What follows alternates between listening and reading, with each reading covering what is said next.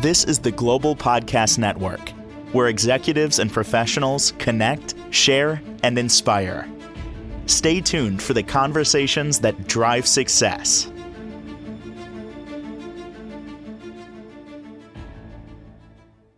So just before we got on here, he was just telling us a story about meeting somebody at a gallery, and they said, "Oh, wait a minute! No, we don't take photographs here in the gallery." But here's the thing: his photographs are art. I don't know.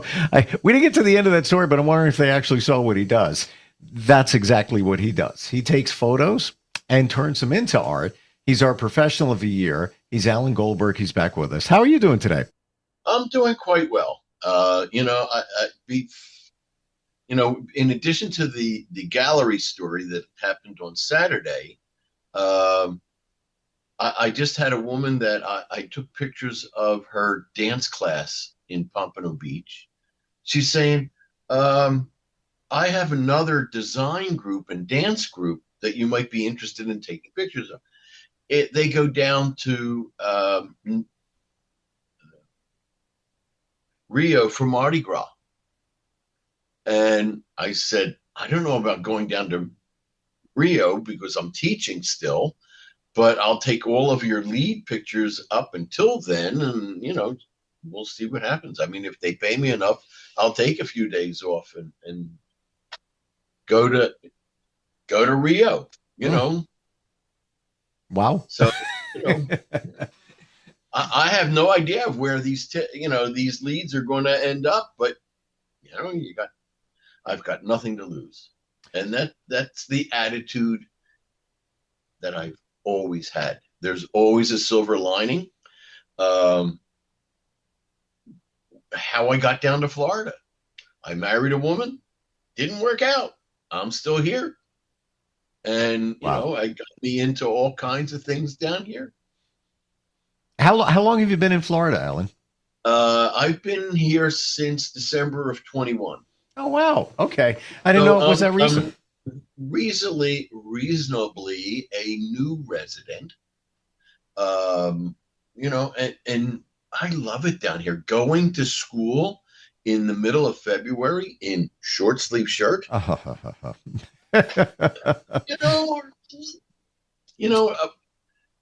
hit. I'll tell you. Let me see. It's 81 here now. I can't complain. It's not even 40 here in New York, and I'm curious. It's pivoting a moment here, but it's President's Week. Schools are closed. Are they closed down by you? They close them like that? It's a mixed bag. Okay. I was curious. We were in school today. I took a half a day so we could be here, and in some districts they took off, other districts not so much. Gotcha. If you were to go across the country, it's a mixed bag. Yes, I think it's still a federal holiday, President's Day. Well, yeah, today is, but the week's not. Otherwise, we take it off. Some schools have taken the whole week and considered this their spring vacation. My school and some of the schools in Palm Beach County have taken off for the day. Others have taken off for the week. And then others, like my school, have taken their spring break in March, the end of March, like the third week of March. So it's a goulash. So when somebody asks you, how do you describe your work? That's a good question. I go, they say you follow the path that's in front of you. And I've always thought about Thoreau in this, and I'm the man who listens to the different drummer. And that's, wherever the untaken path, that's where I go. And I'll experiment and I'm not afraid to experiment with my photography, or I should say my art, because the photography is just plain out and out photography. What I do with it in the long run is turn it into art, like we've been discussing. And I'm just not afraid to experiment because I've got nothing to lose. I could, like I said to you the other day, Damon John said I'm one person away from becoming the next big thing. So I've got nothing to lose. Well, that's the amazing part, where it's not perfectly fine if you're a photographer and you take artistic photos, but when you work with your photography, it's anything's possible.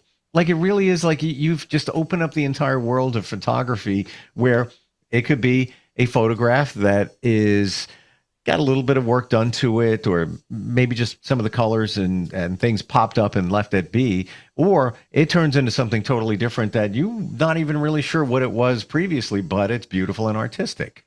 Well, I'll, you know, I think I showed you that picture of the spider that looked like an alien spaceship. Yes. Okay.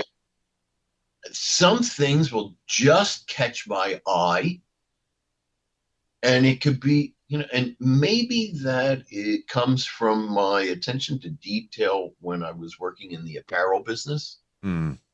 And I look at whatever I'm using now, I have acquired along the way. At this affair that I was photographing for the Veterans Association that I told you about, there were hats on the back of the chairs that people were sitting at, and everybody got a hat. The woman got up, her hat wasn't there. So I got her a hat. And they said, "How did you do that?" I said, "It's the skill of appropriation. I didn't steal it. I appropriated it." And it was and it's just a matter of acquiring just a toolbox full of skills. I shoot infrared, I shoot astronomy, I shoot nature, I shoot models, I shoot events, I shoot musicians. I don't and I shoot mushrooms. That could actually sound really bad to some. well, it's not. But I think I showed you this one. This is one of my favorite ones.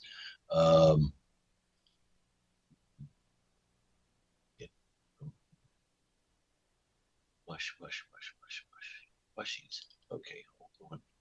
I think I showed you this one before. I just put it into the chat.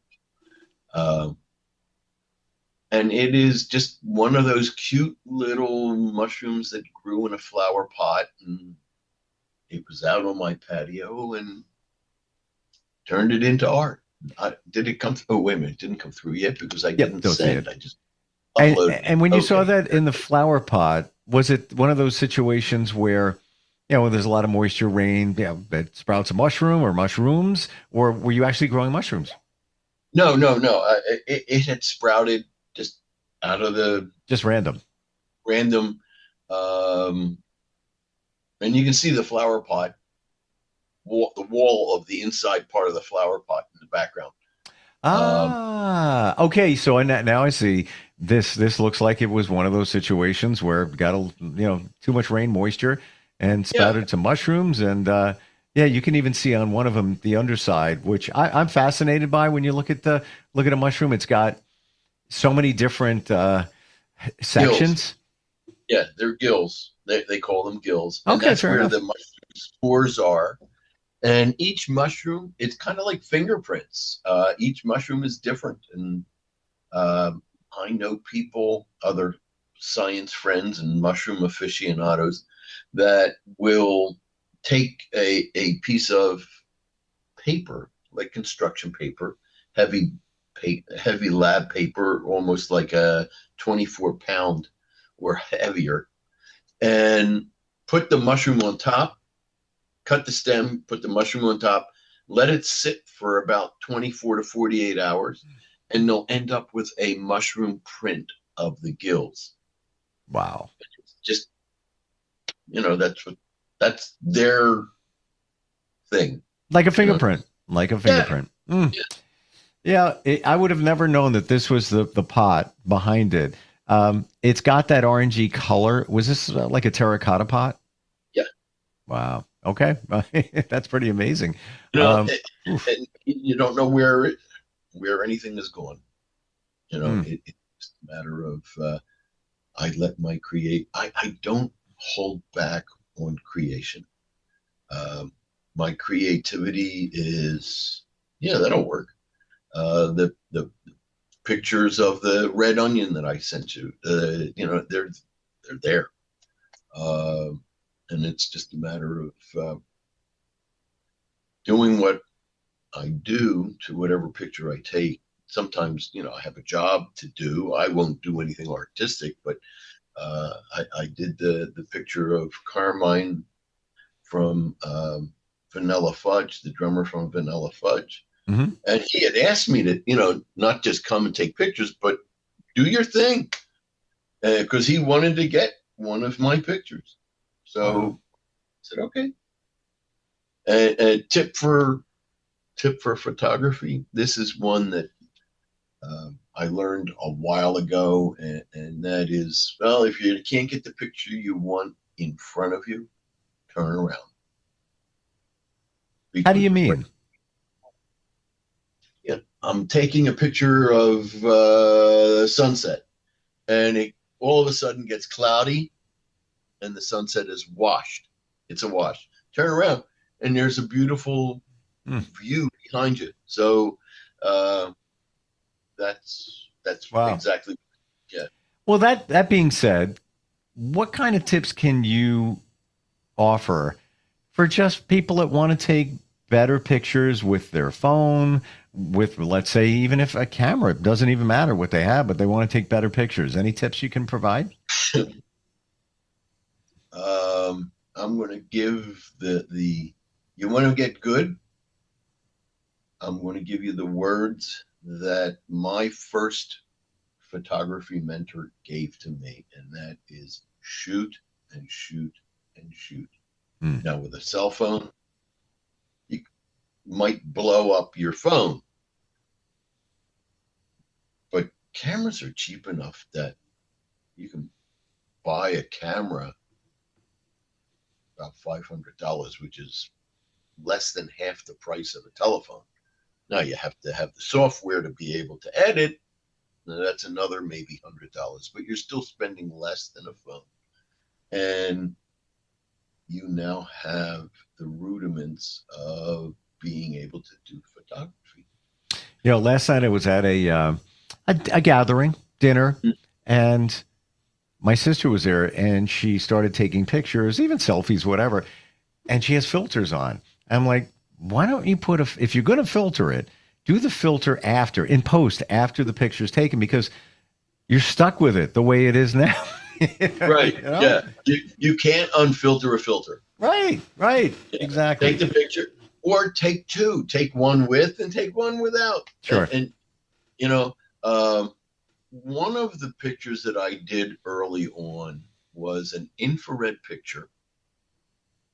And you're supposed to use, and this is in the days of slide film infrared. And you were supposed to use a number 25 red. And it's just weird how I remember these things, because it's that innate ability to remember trivial information. And I had one, but I said, let me try the orange one. So instead of the sky coming out blue, it came out yellow. And the leaf, it was a willow tree, and it came out that it almost looked like a Japanese print, a silk print. you just don't know how it's going to be until you play with it, and you have nothing ventured, nothing gained. What about the composition rules? The rule of thirds, things like that. Yeah, well, it's like pick. I have this. This is see if I can. Yeah, there. It's on my shirt. Maybe you can see it a little bit. It's the golden rule as far as photography, or one of them. Then there's the rule of thirds, like you had mentioned. This is basically the Fibonacci sequence in graphic form. And I sometimes will look at this and see what can I do with a picture using that or the rule of thirds. And 90% of the time I use the rule of thirds.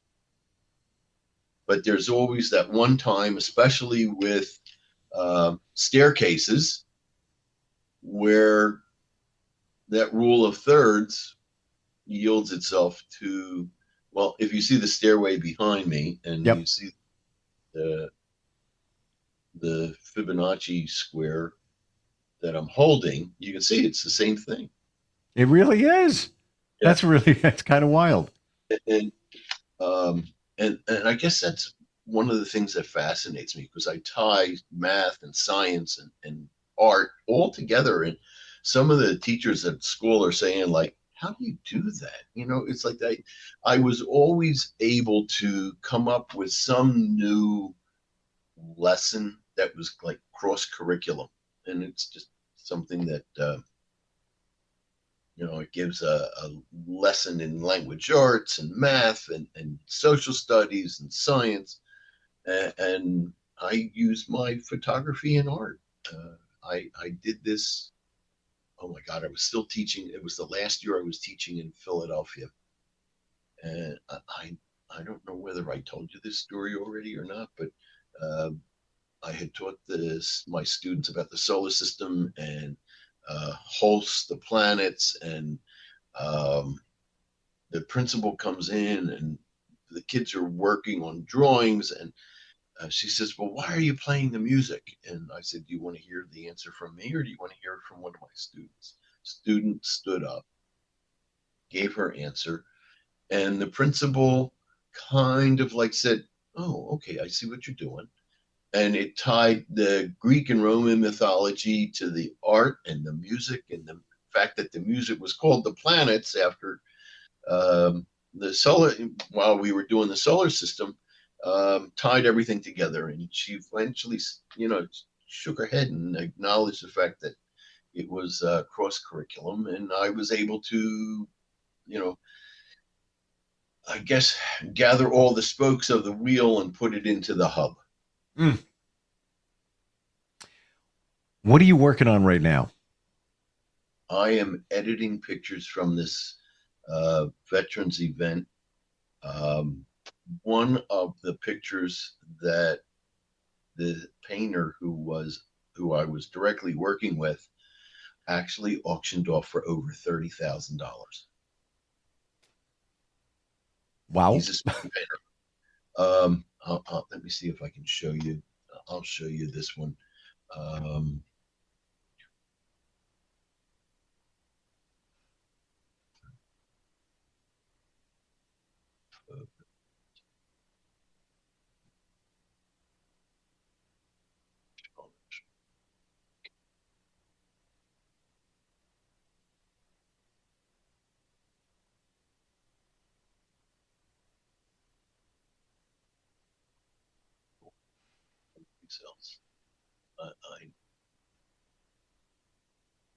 Well, here is Michael Israel painting the picture upside down, and that eventually becomes an eagle, an American eagle with a flag in the background. I'll see if I can find another one. Crazy. I don't know how people do that. Practice. Lots of practice. Oh, here's the one where he was finished, and he's talking to the audience. You can see, and in 7 minutes. That's it. Bang. Mm.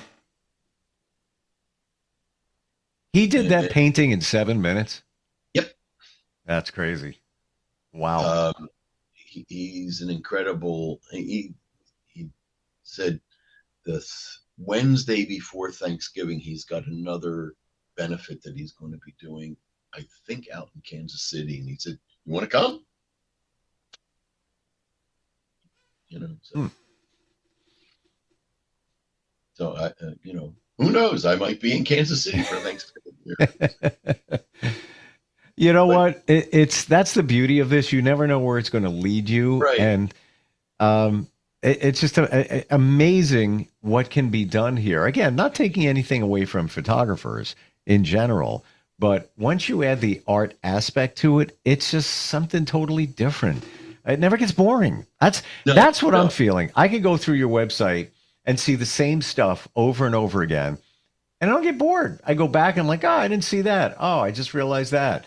Uh, does it ever get boring for you, or are you still like a kid with a new toy? Like I remember when I got my X15 Kodak, the lowest level Kodak camera with the flash cube on top, uh, and even if it was black and white film, it was a whole new day back then. Does it feel that way, like a kid with a new camera every time? it's always. I feel as if, well, being a gadget guy, I look for every kind of gadget I can use, and then sometimes I don't use them, and I just rely on my own creativity. When I just bought, within the last couple of months, a little cube that's kind of like a periscope.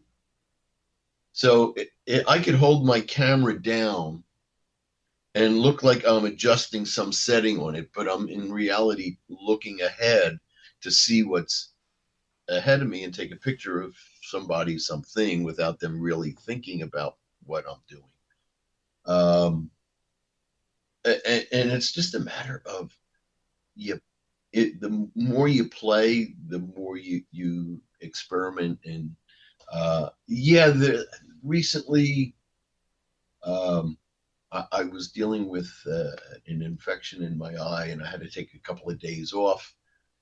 And I felt so refreshed because it gave me that Hmm. break. And it's like, okay, I'm running, I'm running, I'm running, I'm running, I'm running, and there's times when I get home from school, I'll sit and work for about an hour, hour and a half, eat dinner, and then I come back, and it's day in, day out. It's a job, but it is just something that, no, excuse me, every now and then you need to take a mental break. Just And that's why my palette changed, hmm. like I showed you with the heron and those leaves from the other day. And it's just a matter of um, looking at things in a different way. Hmm. Yeah. Well, it's been said too that we should sit in silence, just quiet, call it meditation, whatever you want to call it, just to kind of regroup, refocus, pun intended or maybe Mm. not, and just have a different perspective. You've got so many great pieces of art on your website. They are for sale. So many different versions of them as well. What's the starting point if we want to do that? Okay. It's limited editions by Allen.com. Right now, until April 15th, I have a 10% off sale. Um, the code is tax investment because it is art and you're investing in the future. Um, I am, uh, how can you say, looking to build. In fact, because of what happened over the weekend with that one gallery, I've put it out into the universe that I am looking for other artists and photographers that have been, I'll say, rejected by the snooty kind of galleries. Well, oh, we only take this. And one of the pictures or paintings that this woman had at her gallery, and I don't remember the artist, it's not insignificant, was the picture was painted on, I'm going to say canvas, but the canvas was covered with and then painted over. They used, or to cover the canvas, they used 3.5-inch floppies from old computer technology. Sure. And then they painted girl with a pearl earring on top of it. You know what I'd love to see you do? Show up at one of those galleries with one of your pieces of work that looks like a painting, and don't even tell them it was a photograph. Well, you know? I'll tell you, when I was at Miami Art Week, I had artists that do painting said, how did you get that onto the aluminum? Because they swore up and down that it was a painting. So even artists can't tell sometimes that it is what it is. Amazing. And, even with the sign that said Mind's Eye Photos, this was the sign from not this it's blue on blue, so it may not show up, but it's the Spectrum Miami sign that they put on your booth. You maybe see some. No, I see Mind Eye Photos for sure. Yeah. So even the title says photos. It does. So, yeah. So I'm not hiding anything. I'm just being out there and saying, hey, you too can be this creative with your work. And it's not, I don't use AI. I have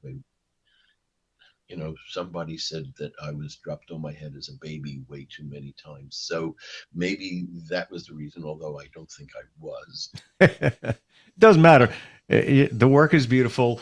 Limited editions, that's with an S, limited editions by Alan.com. Alan, thanks for being here today and sharing some tricks of the trade and the insight too. I think we see you next, hold on the 19th. Beautiful. All right. Looking forward to it. And maybe we'll dig into maybe we should center on one thing, be it flowers, landscapes, whatever, maybe kind of go down that road too. Okay. I'll look up some pictures, put them in a folder, so this way I won't have to run around and look scary for them. I love doing flowers. It's this is what it is. They're there. Yeah. And they're beautiful in them by themselves. Now add this type of photography / art to it. Beautiful. Looking forward to it. Thanks for being here today. Really appreciate it. Alrighty. Thank you. This is the Global Podcast Network, where executives and professionals connect, share, and inspire. Stay tuned for the conversations that drive success.